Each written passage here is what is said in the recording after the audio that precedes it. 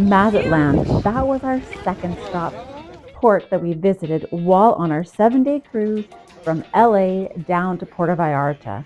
This was our view that morning as we ate breakfast from the cruise ship. Look at all those cars. Somebody's getting a shipment. Our first was a tour through the cargo of all the sea cans. It wasn't something we were expecting, but we still entered into the port area, and all these vendors were ready and waiting to provide us with whatever service we wanted to. But we had already booked our excursion in advance, although not with the cruise ship, with a private tour guide. And so we were on our way for the afternoon. Well, morning, we had lunch and an afternoon in the ocean at Mazatlan. We weren't quite sure who we were looking for, but we were able to find somebody that was helpful and helped us know where we needed to wait. Then there was a vehicle that came and picked us up, and this is our little bit of our drive from the port into our location of where our excursion for the day would begin. So we drove down the streets of Mazatlan in the back of this truck slash car, open seating, no seatbelts, and we were crowded in the back there, but we were looking forward to what the day had ahead of us. This is the location where everything started from, and I didn't get the name of the company because it was booked by a friend, but this is where it was. We were one of the first of the groups to arrive, and as we stood there waiting, more and more people began to gather at that location. And by the time that the boat arrived, we had quite a few people waiting to come. Now, not all of us were going on the same excursion, but this was the starting point for many other excursions. So we had to make sure that we were with the right group.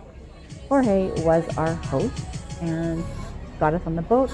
There's life jackets for everybody to wear, and away we went. Now, when you're trusting your excursion driver to take you where you're going, it's sometimes a surprise where you're headed to. So we headed out into the open water. Wasn't sure what we were going to go see, but what lied ahead of us was a spot where the sea lions gather. Now, unfortunately, at this time of the year, they can't arrange who's going to show up, and we had one sea lion on location, but he lifted up his head and looked around so everyone on the boat could take awesome pictures of this big guy sunbathing on the rocks. And as you can see how close the ships were able to get, and everyone's out there trying to get the best shot they can of the sea lion. That was about a half an hour of a trip, and then we headed back, and all of a sudden we could see our cruise ship. They were testing the lifeboats to make sure that everything was working, and straight across from where our cruise ship was where we ended up unloading for the day. And they call this Stone Island. The minute we got off, there were all these vendors trying to get us to take pictures with some exotic animals, which is really not my thing, so I tried to stay as far away as possible.